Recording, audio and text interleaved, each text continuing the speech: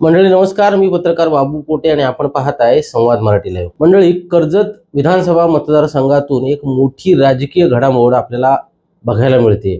खरं तर गेली अनेक वर्ष म्हणजे 1999 पासून जो काही संघर्ष सुरू होता, राजकीय संघर्ष जो काही सुरू होता, तो संघर्ष आता संपुष्टात आलाय आणि कर्जत विधानसभा मतदारसंघामध्ये शिंदे गटाचे विद्यमान आमदार महेंद्र थोरवे आणि राष्ट्रवादीचे जिल्हाध्यक्ष सुधाकर घारे हातात हात घालून एकोप्याने एकत्रितरित्या भविष्यात काम करताना आपल्याला पाहायला मिळतील। कार्यकर्ते सुद्धा म्हणजे शिंदे गटाचे कार्यकर्ते असतील किंवा राष्ट्रवादीचे कार्यकर्ते असतील, हे सुद्धा जो काही संघर्ष मागच्या काळात झाला होता किंवा निवडणुकांच्या काळात जे काय वैर निर्माण झालं होतं ते बाजूला ठेवून दोन्ही गटाचे कार्यकर्ते म्हणजे शिंदे गटाचे असतील किंवा राष्ट्रवादी अजित पवार गटाचे कार्यकर्ते असतील, या दोन्ही पक्षाचे कार्यकर्ते हातात हात घालून आपल्याला भविष्यात पाहायला मिळतील।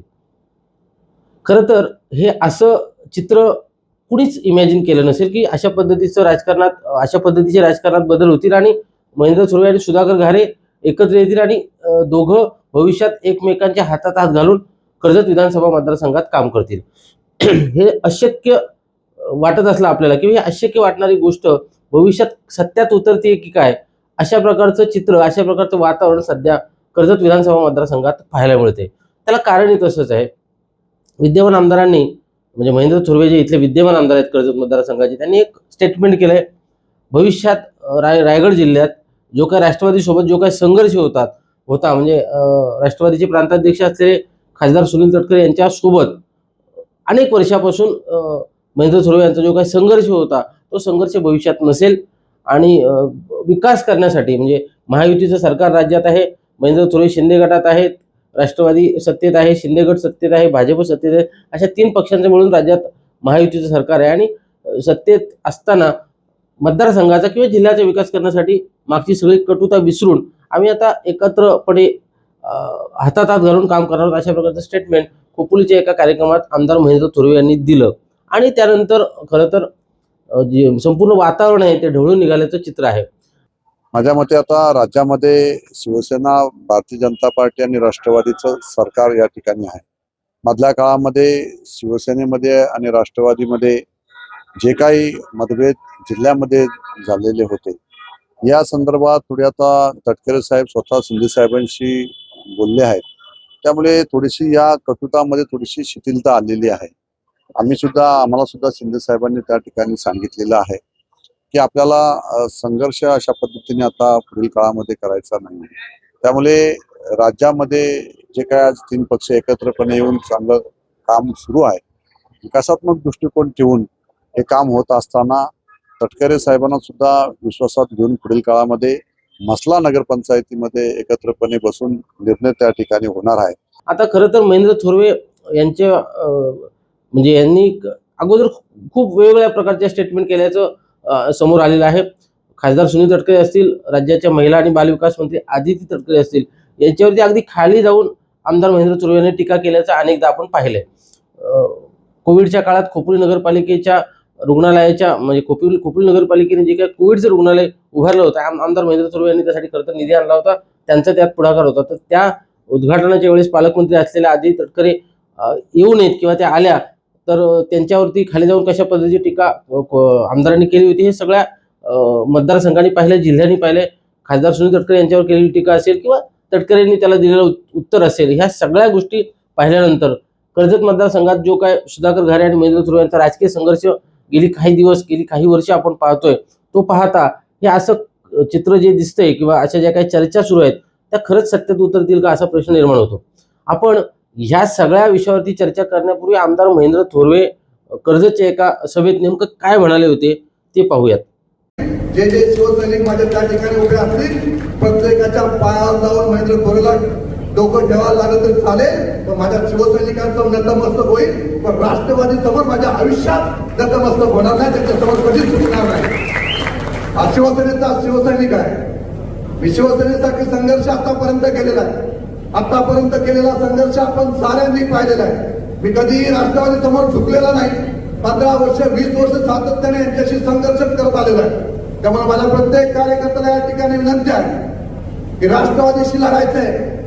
हा व्हिडिओ पाहिल्यानंतर आपल्या लक्षात येईल की आमदारांचं त्यावेळेचं आक्रमक असं एक भाषण आपण पाहिलं की ज्यामध्ये ते म्हणतात की कोणत्याही परिस्थितीत मी राष्ट्रवादीच्या जवळ जाणार नाही, सुनील तटकरे यांच्या सोबत जाणार नाही, काहीही झालं, कुठल्याही थराला जावं लागलं तरी पण मी तडजोड समझोता करणार नाही, असं एकेकाळी आमदार महेंद्र थोरवे म्हणत होते. हा त्यांचाच व्हिडिओ, म्हणजे आपण काय वेगळं सांगतो अशातला भाग नाही, त्यांचं स्टेटमेंट आहे. म्हणजे त्यावेळेचं जे स्टेटमेंट होतं आमदारांचं ते आणि आज खोपोलीत केलेलं स्टेटमेंट ह्यात खूप फरक आहे. हा इतका नेमका बदल का झाला, कशासाठी झाला, असा प्रश्न सर्वसामान्य जे कार्यकर्ते, दोन्ही पक्षाचे खरं तर कार्यकर्ते आहेत, त्यांना पडल्याशिवाय राहत नाहीत. जे काय चाललंय सध्या त्यामुळे दोन्ही पक्षाचे कार्यकर्ते खरं तर संभ्रमात आहेत. कर्जत मतदारसंघ असेल किंवा संपूर्ण जिल्हा असेल, या संपूर्ण जिल्ह्यात वेगवेगळ्या प्रकारच्या चर्चा सध्या सुरू आहेत. चर्चांना उधाण आलेलं आहे. नेमकं असं काय घडलंय की आमदार जे आमदार महेंद्र थोरवे आक्रमक होते ते अगदी डाऊन टू अर्थ, म्हणजे अगदी खाली आलेत आणि राष्ट्रवादी सोबत जुळून घेण्याची भाषा त्यांनी सुरू केली. एकीकडे आमदार महेंद्र थोरवे जुळून घेण्याची भाषा करत असताना खासदार सुनील तटकरे यांच्याकडून किंवा राष्ट्रवादीकडून मात्र अधिकृतपणे कोणत्याही प्रकारचं स्टेटमेंट आलेलं नाहीये. महेंद्र थोरवे यांचं स्टेटमेंट आल्यानंतर सुधाकर घारे अचानक नॉट रिचेबल झाले. आता सुधाकर घारे नेमके आहेत कुठे, सुधाकर घारे का नॉट रिचेबल झाले, सुधाकर घारे पक्षावर नाराज आहेत, तटकरेंवर नाराज आहेत, पक्ष नेतृत्वावर नाराज आहेत, ते वेगळा निर्णय घेतील वगैरे वगैरे अशा प्रकारच्या बातम्या माध्यमांमध्ये आल्या आणि त्यामुळे चर्चेला अधिकच रंगत आली, चर्चेला हवा मिळाली आणि नाक्या नाक्यावरती नक्की काय चाललंय, राष्ट्रवादी आणि शिंदे गट एकत्र येणार का, आमदार महेंद्र थोरवे आणि राष्ट्रवादी जिल्हाध्यक्ष असलेले सुधाकर घारे खरंच हातात घालून फिरतील का, अशा प्रकारच्या चर्चा आपल्याला सर्वत्र पाहायला ऐकायला मिळू लागल्या. खरं तर महेंद्र थोरवे यांचं स्टेटमेंट झाल्यानंतर सुधाकर घारे यांच्यावर एक छोटी शस्त्रक्रिया झाली आणि ते रुग्णालयात दाखल झाले. रुग्णालयात असल्यामुळे त्यांचे दोन्ही फोन बंद होते आणि त्यामुळे ते नॉट रिचेबल होते. त्याच्या बातम्या झाल्या आणि मग त्यामुळे संभ्रम खरं तर वाढला. आपण जर का कर्जत मतदारसंघापुरतं बोलायचं झालं तर 1999 साली राष्ट्रवादी काँग्रेस पक्षाची स्थापना झाली. सुरेश लाड त्यावेळेस 1999 आमदार झाले. तेव्हापासून आता 2026 पर्यंत शिवसेना आणि राष्ट्रवादीत संघर्ष, राजकीय संघर्ष कायम राहिलेला आहे. आलटून पालटून दोन्ही पक्षाचे आमदार एकमेकांच्या विरोधात निवडून आल्याचं पाहिलंय. दोन प्रमुख पक्ष या मतदारसंघात आहेत आणि दोन प्रमुख पक्ष एकमेकांच्या विरोधात लढताना आपण पाहिलेत. विशेषतः हा संघर्ष अधिक तीव्र सुधाकर घारे आणि महेंद्र थोरवे यांच्या निवडणुकीत झाला.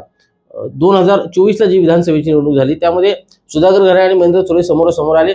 महायुती असल्यामुळे सुधाकर घारे यांना काही राष्ट्रवादीचं तिकीट मिळालं नव्हतं, त्यामुळे त्यांनी अपक्ष निवडणूक लढण्याचा निर्णय घेतला आणि महेंद्र थोरवे यांच्या विरोधात अपक्ष निवडणूक लढून अगदी 5-5.5 हजार मतांनी ते पराभूत झाले.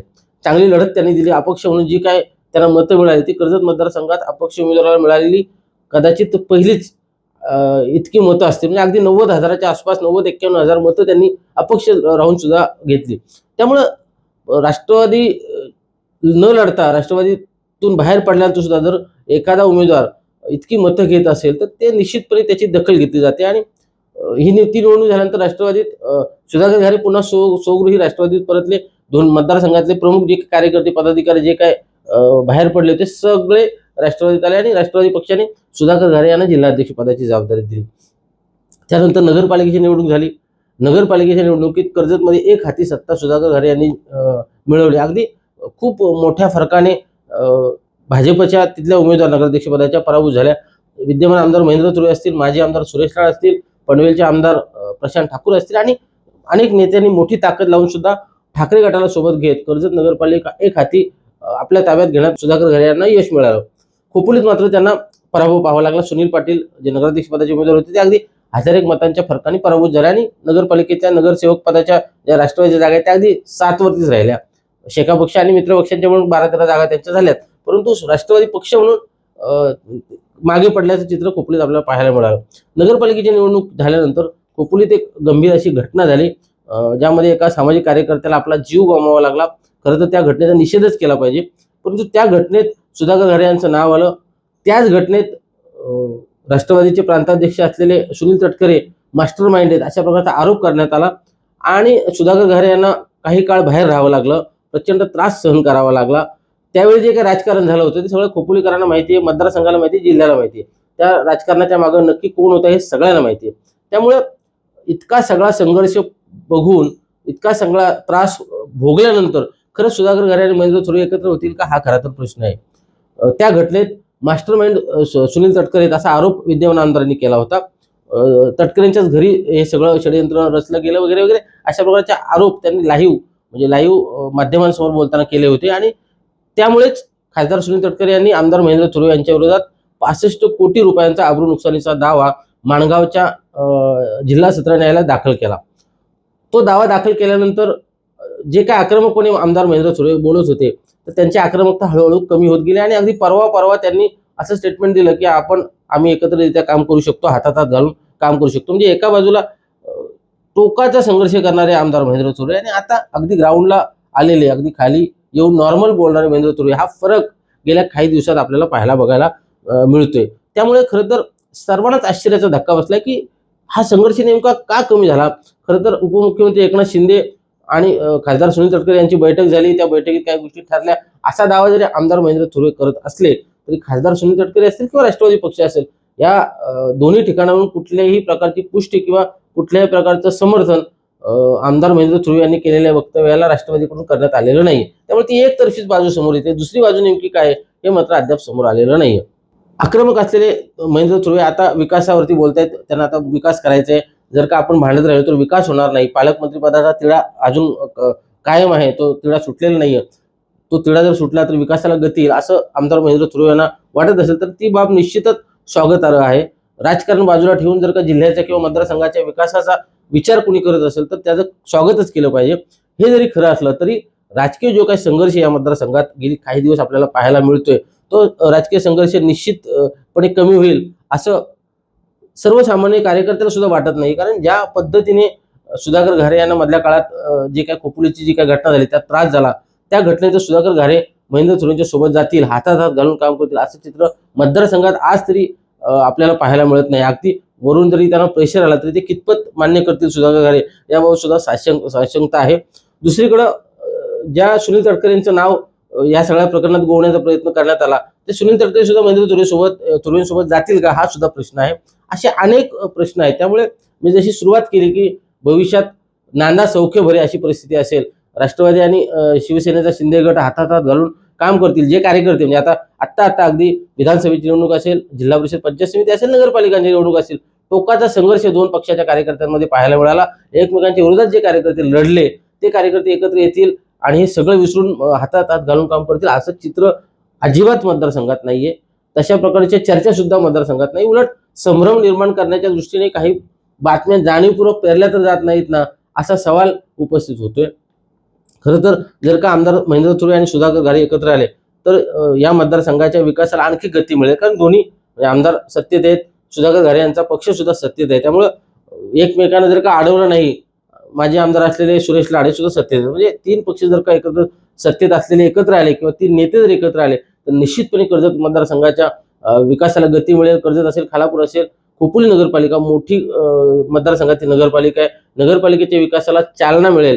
त्यामुळे ह्या नेत्यांनी एकत्र आलं तर त्याचं स्वागतच होईल. परंतु हे नेते निश्चित एकत्र येतील का असा प्रश्न सर्वसामान्यांना आहे. तो आम्हाला जसा आहे तसा तुम्हाला आहे. त्यामुळे जे काय चाललंय ते केवळ राजकारण आहे. केवळ संभ्रम किंवा गोंधळाची स्थिती निर्माण व्हावी अशा प्रकारचं केलेलं ते एक स्टेटमेंट आहे आणि त्यानंतर ते स्टेटमेंट नंतर सुधाकर घारे नॉट रिचेबल झाल्यामुळे त्याला आणखी बळकटी आल्या आणि मग वेगवेगळ्या चर्चा रंगल्या. परंतु खरंच असं काही होईल का हे आपल्याला पाहावं लागेल.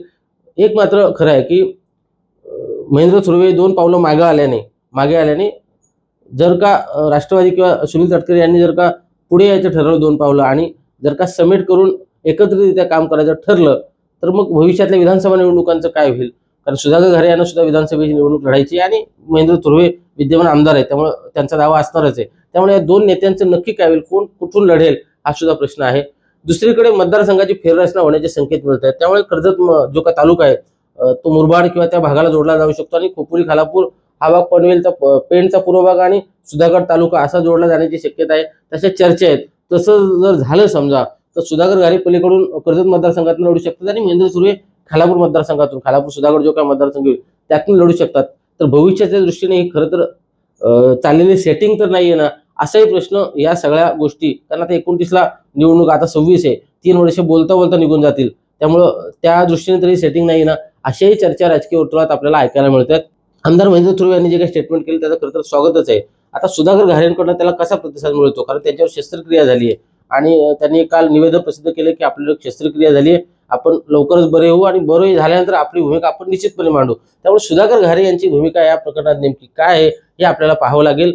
तुर्तास इतकंच आपण म्हणू शकतो की कर्जत मतदारसंघ जिल्ह्याच्या आणि राज्याच्या राजकारणात सध्या चर्चेचा विषय ठरलाय, हे मात्र तितकंच खरं आहे.